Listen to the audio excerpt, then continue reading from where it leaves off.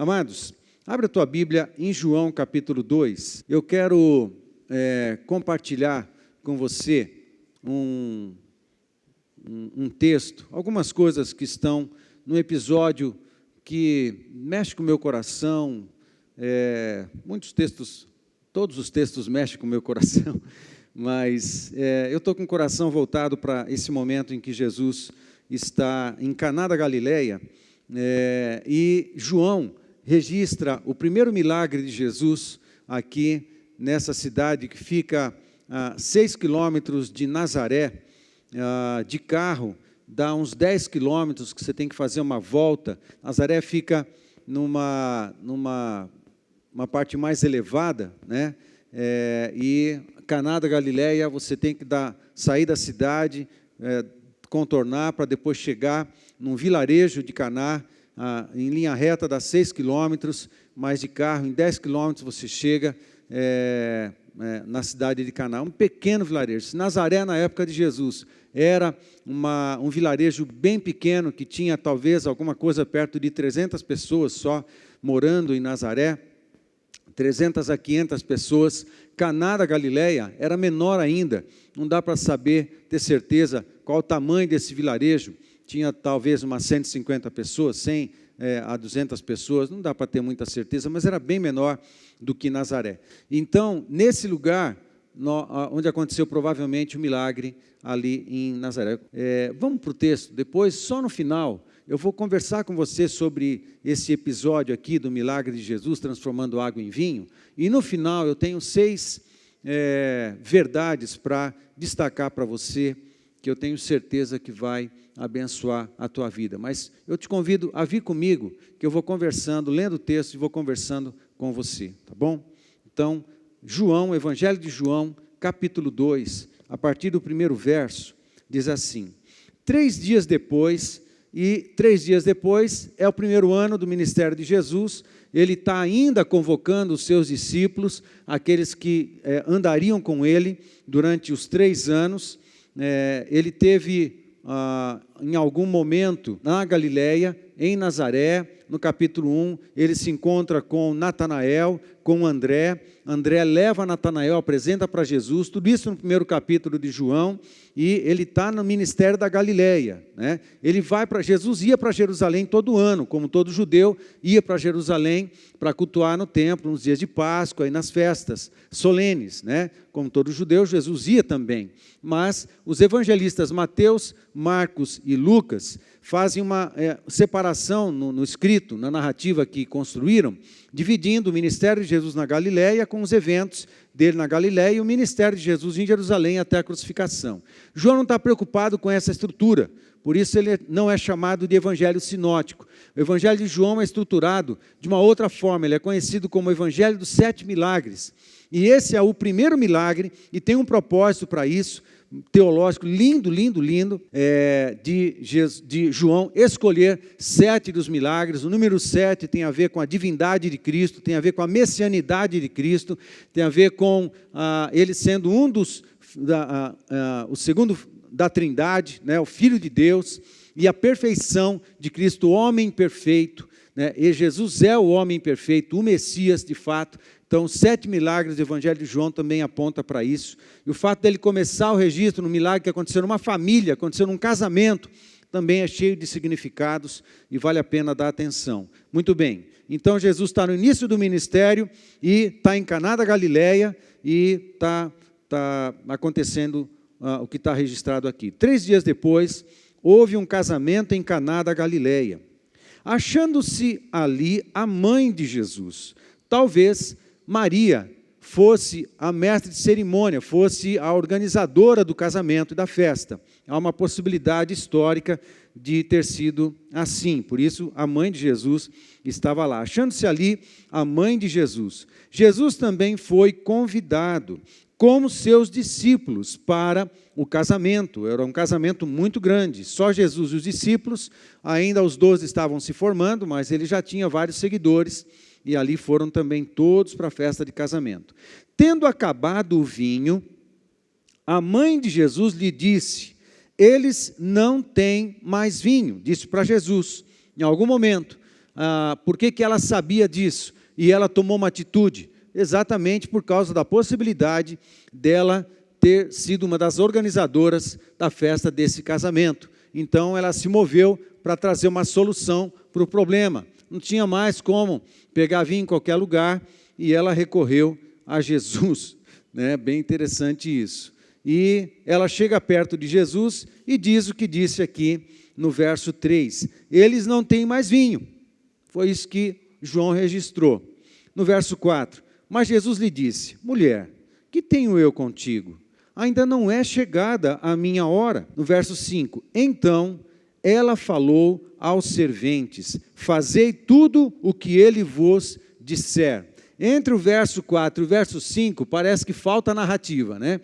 Parece que a história podia ter sido mais detalhada aí para o João. A gente fica querendo saber de algum detalhe, né? Parece que Jesus, de alguma forma, não é muito educado com Maria, no verso 4, mas no verso 5, ela vai para os serviçais e dá uma ordem aos serviçais, fala: obedece ele, faz tudo o que ele mandar vocês fazerem. Ou seja, se aconteceu alguma coisa, um diálogo mais nesse interim, a gente não sabe, mas é curioso, no mínimo é curioso, que se Jesus se posicionou diante de Maria, dizendo que não era a hora chegada ainda, e de fato é o que aconteceu. Se isso foi uma bronca, eu não sei, não dá exatamente para ser, até parece, mas não dá para a gente ter muita certeza. O curioso é que Maria não deu a menor bola pelo que o filho falou, ainda era mãe dele, né? E como toda mãe, né? Não dá muita bola, e faz o que eu estou falando e pronto, final, né? E parece que foi isso que Maria fez com Jesus, e ele obedeceu Maria, né? E ele foi e fez o milagre, resolveu o problema ali, e aí ele ainda deu uma ordem para os serviçais ali. Muito bem. E ele deu a seguinte ordem, no verso 6. Estavam ali 6 talhas de pedra, que os judeus usavam para as purificações. E cada uma levava 2 ou 3 metretas. Metretas é uma medida que pode ser de 22 litros ou 40 litros. Então, 2 ou 3 metretas pode ser uma talha de pedra. E nós vimos o vídeo que, se fosse possível passar, ia mostrar para vocês, é uma talha alta, uma talha dessa altura assim, que bem poderia caber alguma coisa em torno de metretas na medida de 40 litros cada uma. 2 ou 3 metretas seria entre 80 e 120 litros de água. Talhas para purificação. As talhas eram pedras que estavam cavadas, foram cavadas, e as talhas eram usadas para várias finalidades. Uma delas era para armazenar alimento, e por causa da pedra, da pureza da pedra, qualquer outro material seria impuro e não armazenaria os alimentos de maneira adequada, mas a pedra era cavada, era depois limpa, purificada, e era usado normalmente nas casas para guardar alimento. Então tinha uma finalidade, as talhas. Mas o texto diz, aqui no verso 6, que eram talhas usadas para a purificação, o que era comum também nas casas e nas festas. Algumas talhas de mesma medida, pedras cavadas, onde eles colocavam água para purificação. Que tipo de purificação? Mais ou menos uma purificação ritual, mas não necessariamente. Eram talhas que ficavam em algum lugar próximo da festa, próximo do lugar de refeição, onde as pessoas, quando chegavam da rua, chegavam cheios de pó, chegavam sujas. Então, eles passavam nessas talhas, eles se purificavam, passavam as mãos, se limpavam e entravam para casa e entrava para a festa purificado nas talhas. Então, não era água limpa, era água suja.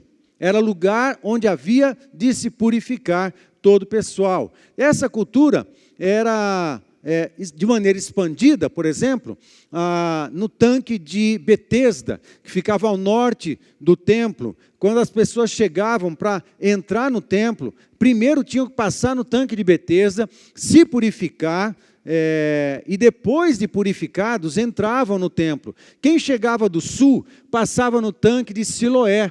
Então, se purificava no tanque de Siloé e depois subia, passando por todo o caminho da cidade de Davi, que é um grande barranco de uns 500 metros mais ou menos, passava no tanque de Siloé, depois subia na direção do templo e ia fazer os seus cultos no templo, mas primeiro se purificava, seja no tanque de Siloé, seja no tanque de Betesda, e depois da purificação é que acessava o templo e fazia os seus cultos. Só isso tem uma lição e dá para fazer uma mensagem. Aliás, eu não fiz uma mensagem ainda mencionando o sentido profético das fontes que estavam ao redor do templo. Eu ainda vou pregar a respeito disso. E o significado dos nomes Betesda, o significado do nome Siloé, o significado dos nomes de fontes que existiam do outro lado, né, do lado oeste do templo, é muito lindo, ainda vou pregar a respeito disso, mas eles se purificavam. Então essa é a ideia, as pessoas chegavam numa casa, eram purificadas, e depois ungidas. Lembra de Lucas capítulo 7, quando está acontecendo um jantar, né, uma refeição, e na casa de um Simão, mencionado ali em Lucas, nos outros evangelhos também é mencionado, mas em Lucas está no capítulo 7,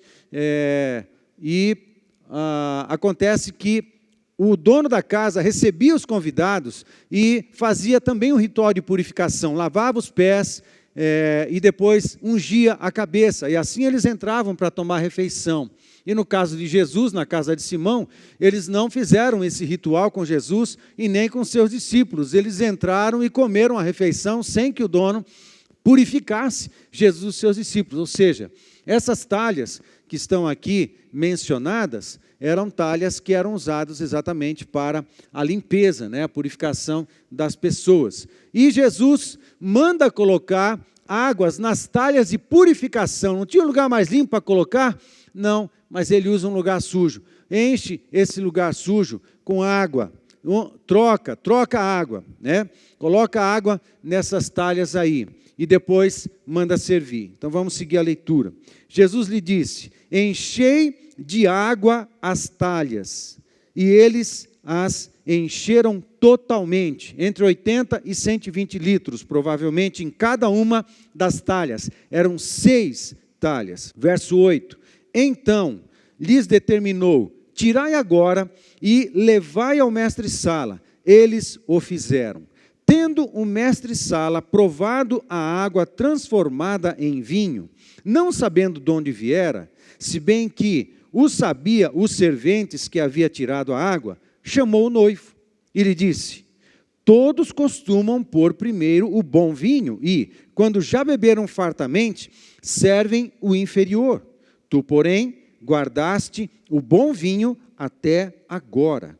Com este, deu Jesus princípio aos seus sinais em Caná da Galileia, manifestou a sua glória e os seus discípulos creram nele. Depois disso, desceu ele para Cafarnaum com sua mãe, seus irmãos e seus discípulos. Esses irmãos eram os irmãos de sangue de Jesus. Ele tinha irmãos e tinha irmãs, ok? Muito bem. E desceu ele e os seus irmãos discípulos e ficaram ali não muitos dias. Ficaram em Cafarnaum. Ele saiu de Nazaré de Caná até Cafarnaum, dá mais uns 30 quilômetros, e assim eles chegaram em Cafarnaum. Muito bem. Deixa eu falar com você alguns sentidos que eu vejo aqui nessa festa de casamento. Primeiro, que João registrou o primeiro milagre de Jesus numa festa de casamento. E isso tem um significado muito curioso. Ele é o noivo. João é que escreve muito sobre isso nas epístolas de João e também no Apocalipse, que foram escritos pelo evangelista João, o Evangelho de João, as epístolas de João e o livro de Apocalipse, foram escritos pelo mesmo João, discípulo amado do Senhor Jesus Cristo. Ele menciona muito Jesus como sendo noivo. De fato, o início do milagre, o primeiro milagre, nesse casamento, fala de como Jesus valoriza a casa, como Jesus valoriza o casamento, como Deus valoriza a família. Afinal de contas, foi invenção de Deus. Ele cria uma família. Quando ele cria a raça humana, ele cria uma família, ele cria um casal. esse casal deveria, então, se multiplicar, ter filhos e tudo mais. É assim que Deus funciona em família. Quando Deus chama Abraão, Ele chama Abraão e a sua família. É assim que Deus funciona. Ele mobiliza famílias. Famílias têm unção, famílias têm chamados. Não é uma pessoa da família que tem, é a família que tem chamado. Nós, na Nova Aliança, cremos assim, por isso ordenamos o casal. Né? Sempre ordenamos o casal, pastor e pastora, porque nós cremos no chamado familiar. É assim que cremos. Deus tem unção familiar, as famílias têm unção específica. É muito interessante como o primeiro milagre está acontecendo numa festa de casamento, e também aponta se uma família tem problema, se uma festa de casamento tem problema, se um casamento tem problema. Quando Jesus está, tudo pode ser corrigido e abençoado. O segredo é se Jesus está. Quando Jesus está, os milagres acontecem. Quando Jesus está, nós temos a quem recorrer. Quando Jesus está, a gente não precisa depender exclusivamente daquilo que temos de maneira natural. A gente pode depender do sobrenatural. Quando Jesus está, a gente pode apresentar a nossa escassez para Ele. A gente pode pensar, Jesus, está faltando isso aqui, o Senhor pode nos socorrer?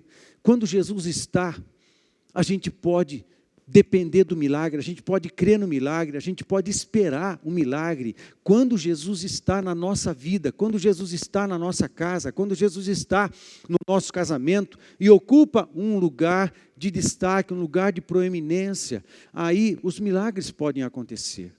Quando Jesus está, esse é o segredo. Eu poderia colocar esse tema na mensagem, quando Ele está.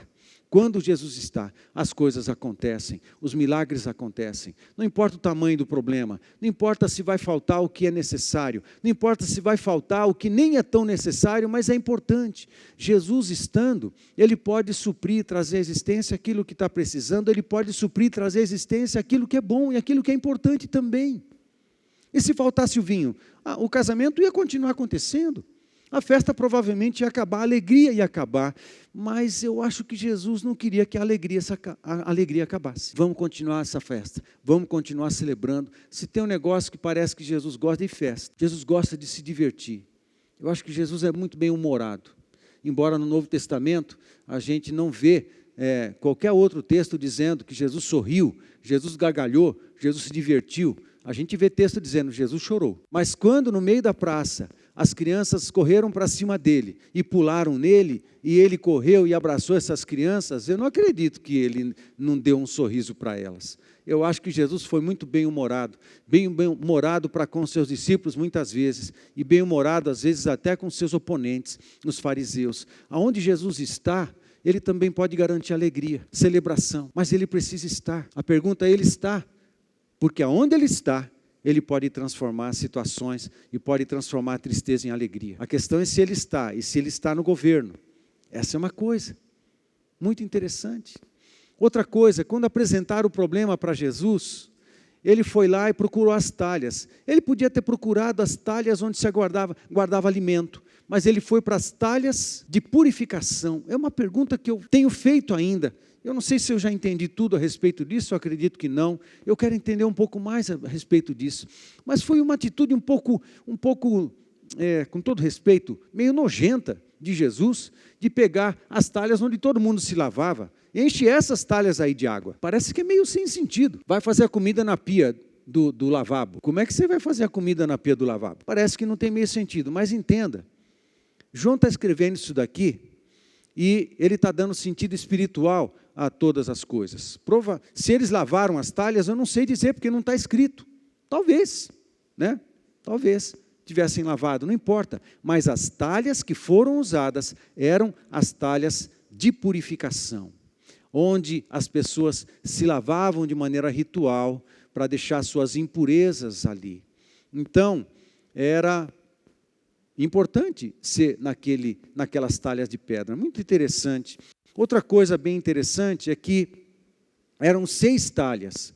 6 talhas, entenda o significado. Eu ouso dizer, com bastante cuidado, do simbolismo. João é um evangelista, um autor bíblico, que ele usa muito os simbolismos. Basta ler todo o livro de Apocalipse. ele é carregado de simbolismos, mas não de maneira irresponsável. João é muito responsável, evidentemente inspirado pelo Espírito, e ele lida com os símbolos de maneira inspirada e cuidadosa e correta. Mas João lida muito com símbolos. E o fato de ser 6 talhas é curioso, porque o número 6 é número de homem, e lembra o homem, a vida do homem. Curioso também é que quando você vai para textos, por exemplo, como de Ezequiel, capítulo 11, verso 19, você lê assim: dar-lhe-ei um coração, um só coração, espírito novo, porei dentro deles. Tirarei da sua carne o coração de pedra, e lhes darei coração de carne. Aí Ezequiel também, 36, 26, dar-vos-ei coração novo, e porei dentro de vós espírito novo. Tirarei de vós o coração de pedra, e vos darei coração de carne. Muito curioso. A pedra também, de alguma maneira, simbolizava a condição do homem que endureceu no relacionamento com Deus, endureceu a sua espiritualidade, petrificou a sua espiritualidade por causa do pecado. Então, as 6 talhas de pedra, o número 6 lembra o homem, mas a própria pedra também lembra a vida e o coração do homem, que precisava ser trocado, precisava ser quebrado. Muito interessante. Essas pedras, quanto cabia de água dentro delas? Cabia o que era possível cavar. Outra coisa curiosa, que na Bíblia fala do Espírito Santo, e um dos símbolos do Espírito Santo é a água. E também um dos símbolos do Espírito Santo é o vinho. A água representa o Espírito Santo e o vinho representa também o Espírito Santo, mas a alegria, vinho também é símbolo de alegria. A questão é, quanto que cabe de água nessa talha? Depende do quanto que deu para cavar. Se você cavar pouco, vai pouca água, mas se você cavar muito, vai caber tanto quanto você cavar. O fato é que nós precisamos permitir que Deus cave a nossa vida, nós precisamos cavar a nossa vida e tirar os entulhos da nossa vida, tirar os entulhos da nossa alma, os entulhos do nosso coração, que às vezes a gente está carregado de coisas que estão ligadas a pecado, ligados a uma antiga mentalidade, ao antigo estilo de vida, ao antigo pecados, às vezes até, a gente começa a andar com Jesus, entregou a vida para Jesus, mas às vezes tem áreas da nossa vida que ainda se comportam como do tempo que não conhecíamos Deus, não conhecíamos Jesus, e alguns hábitos e alguns pecados continuam sendo praticados. A palavra de Deus nos convida a cavar isso na nossa vida, a desentulhar o nosso coração, a parar com essas coisas relacionadas a pecado, a antiga vida ou a iniquidade. Nós temos que cavar isso e desentulhar a nossa vida, para que caiba mais de Deus em nós. Se a gente não cavar a nossa vida, não confessar, cavar e jogar fora, com o exercício que a gente faz, pela confissão dos pecados, a gente expõe, a gente põe para fora, a gente põe para fora falando, a gente põe para fora confessando, a gente põe para fora confessando a Deus, a gente põe para fora confessando aos irmãos, mas irmãos de confiança. Amém? Irmãos de maturidade, irmãos de confiança, liderança. E mesmo assim, mesmo entre líderes, eu não estou pensando em ninguém objetivamente, a gente tem que tomar cuidado, mas a gente tem pessoas que podemos confiar, as mazelas do coração, as mazelas da alma. O fato é que nós precisamos pôr para fora todos os entulhos da nossa antiga vida, todos os entulhos relacionados a pecado e iniquidade da nossa vida e do nosso coração, porque nós temos que esvaziar, porque o quanto mais esvaziarmos de nós, da nossa antiga vida, mais vai caber água, mais cheio de água, da água de Deus, o Espírito Santo, vai caber dentro de nós. É um exercício, começar a andar com Jesus também é um exercício de continuidade de conversão. A gente continua se convertendo, a gente continua se arrependendo, a gente continua dando espaço para Deus, para o Senhor, revela os entulhos da minha vida. Eu preciso desentulhar a minha vida e o meu coração, porque se a nossa vida permanecer entulhada com coisas relacionadas a pecado, o Espírito Santo não tem como ocupar todas as áreas. Ocupa uma, ocupa outra, mas é preciso ocupar tudo, porque onde o Espírito Santo ocupa, aí esse lugar transforma-se num ambiente de transformação. Muita gente quer milagre, todos nós precisamos de milagres em alguma área, mas deixa eu dizer algo para você. O milagre não vai acontecer nas áreas em que estiverem entulhadas de pecado, entulhadas de má conduta, entulhadas de uma conduta relacionadas à antiga vida sem Deus. Eu preciso desentulhar, eu preciso cavar e cavar e cavar, tirar as durezas da nossa vida, porque fomos petrificados pelo pecado. O pecado endurece o nosso coração, endurece a nossa mentalidade. O pecado endurece. O que é que endurece? A nossa mente. Às vezes a nossa mente ainda está presa ao passado. O que endurece? Pode endurecer a nossa mente. Concessões podem endurecer a nossa mente e petrificar a nossa espiritualidade. Concessões, sim, pequenas concessões de pecado. Eu vou dar uma mentirinha, cometeu uma mentirinha aqui, se dá uma concessão. Eu vou ver uma pornografia aqui, ver uma imagem, passar alguns tempos a mais olhando a imagem, pequenas concessões. Eu vou continuar falando uns palavrão mesmo de vez em quando, só para desabafar, pequenas concessões. Vou continuar ofertando, encedendo nos meus olhos, pequenas concessões. Estou muito cansado, não vou orar, não vou ler a Bíblia, não vou buscar a presença do Senhor. Pequenas concessões. Isso petrifica a nossa vida. Sabe o que petrifica também a nossa vida? Você falar que faz alguma coisa e não faz. Assumir um compromisso com alguém num determinado horário e não chegar. Ou então chegar atrasado. Isso petrifica a nossa vida. Sabe o que petrifica a nossa vida? Coisa mal feita. Não só para Deus, para o nosso trabalho, que também é para Deus. Se você conserta carro, conserta como se o carro fosse de Jesus. Como se fosse Jesus que fosse pegar o carro depois lá para sair andando. Você ia dar na mão de Jesus dizendo, olha, eu consertei o freio e não consertou? Eu te garanto que Jesus não ia morrer, mas que ele ia ficar bravo, ele ia. Você vai atender um cliente? Atenda como se fosse Jesus. Você vai dar aula para alguns alunos? Dá aula como se fosse uma classe cheia de Jesusinho na sua frente. Com amor, com respeito. Você vai atender um cliente no seu escritório? Atenda o cliente com graça, com honestidade, com verdade. Seja claro com ele, como se você estivesse atendendo Jesus, que sabe de tudo o que está acontecendo. Você vai consertar a televisão de alguém em casa, você vai consertar a internet de alguém em casa, instalar uma TV a cabo, faça como se você estivesse instalando para Jesus. Você vai vender alguma coisa, você vai produzir alguma coisa, imprimir alguma coisa, você vai dar aula, você vai servir, um serviço, seja o que for. Faça bem feito. Chega na hora. Chega antes. Exceda a sua justiça. Os fariseus é que ficam reclamando 5 minutos. Cobrando 5 minutos. Faça mais.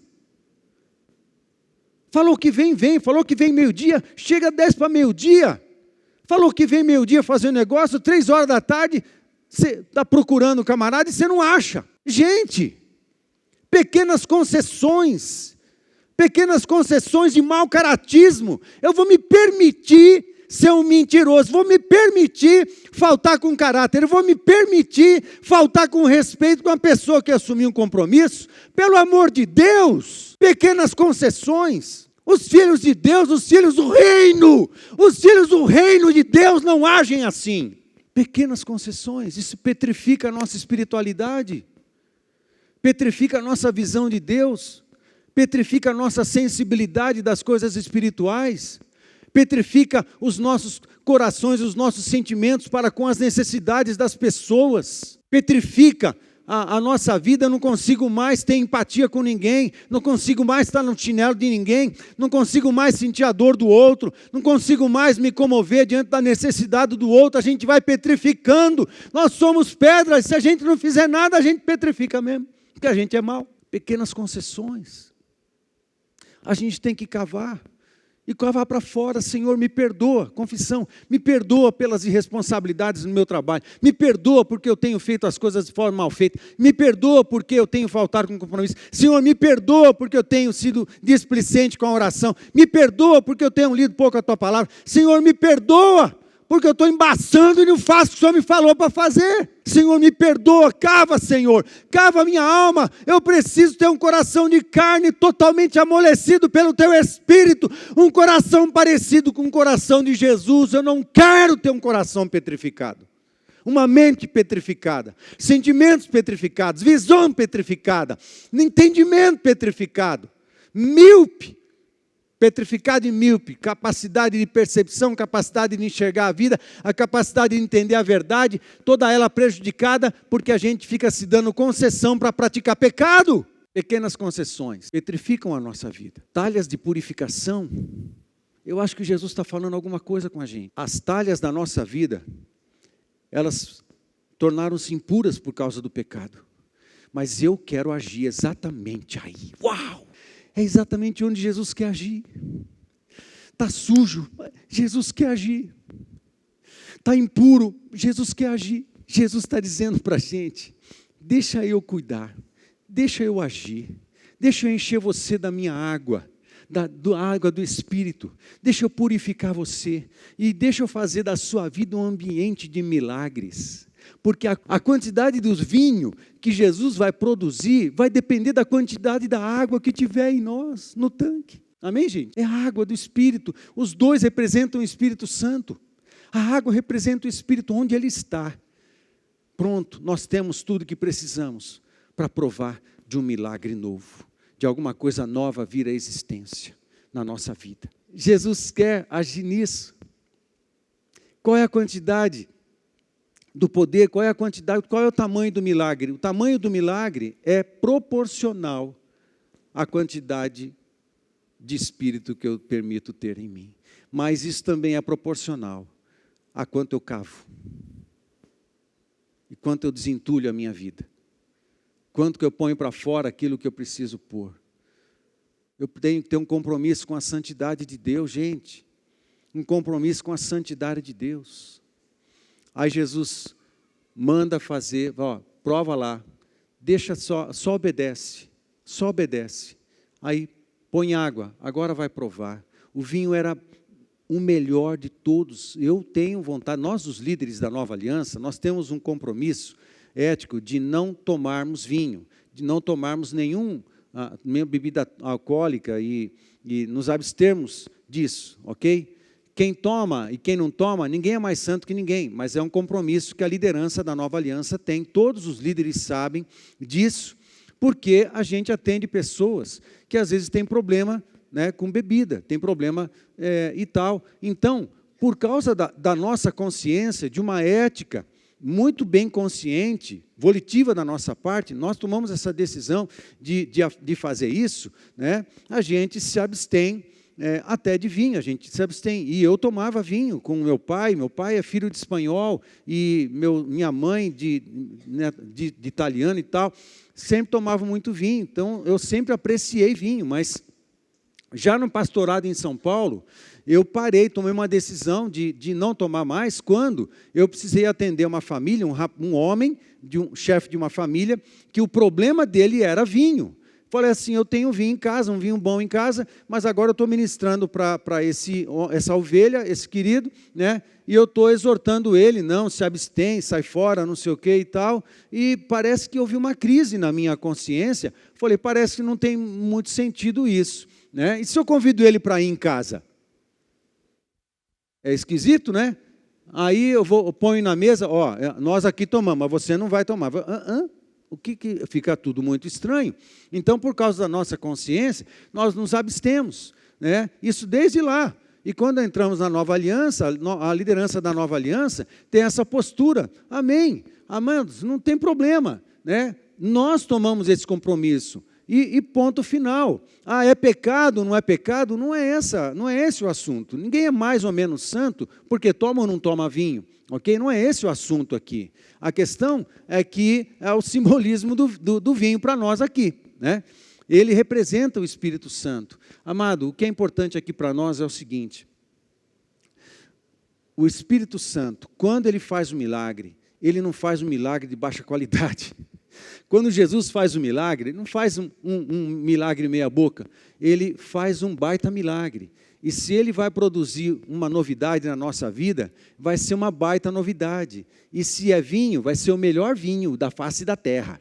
E eu estou dizendo tudo isso para dizer que eu tinha vontade de provar esse vinho aí, né? Mas no céu eu provo, né? Aqui eu não provo por causa do compromisso da nossa consciência, ok?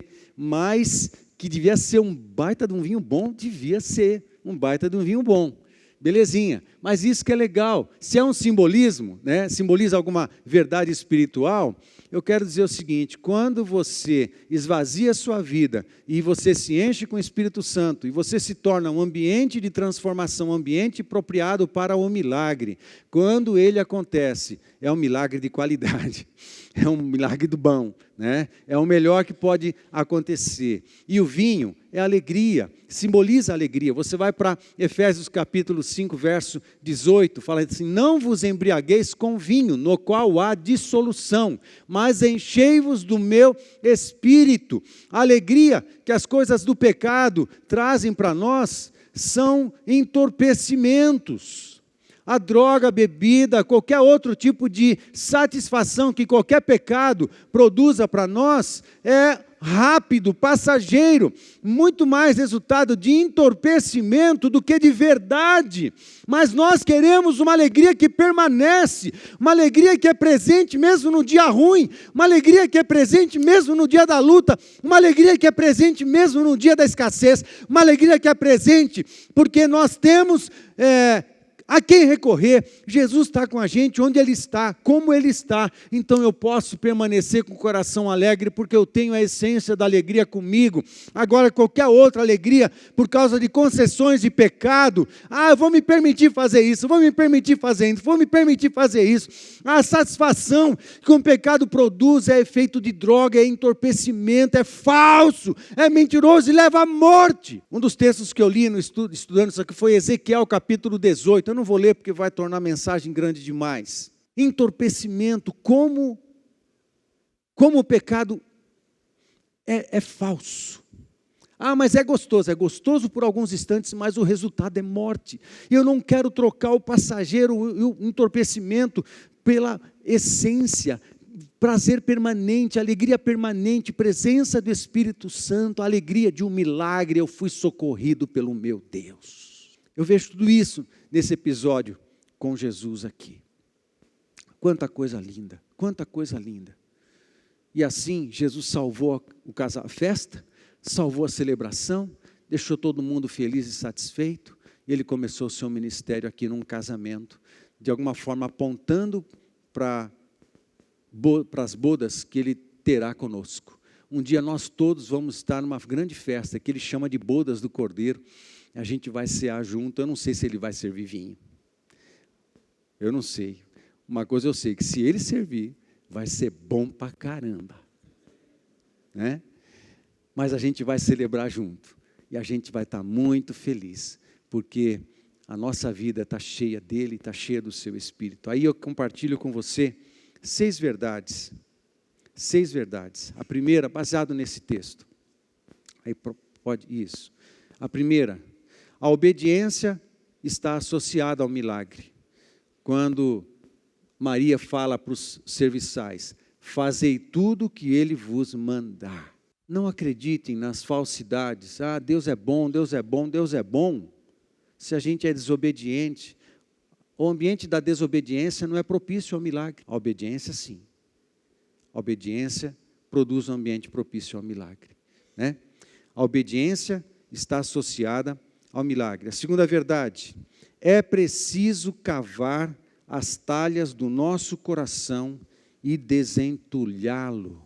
3, é preciso encher nossa vida com o Espírito Santo. Uma vida cheia do Espírito prova milagre e transformação. 5, a verdadeira alegria está associada à plenitude do Espírito Santo. 6, a medida da nossa alegria é a mesma medida do Espírito Santo em nós. Baixa a tua cabeça, vamos orar.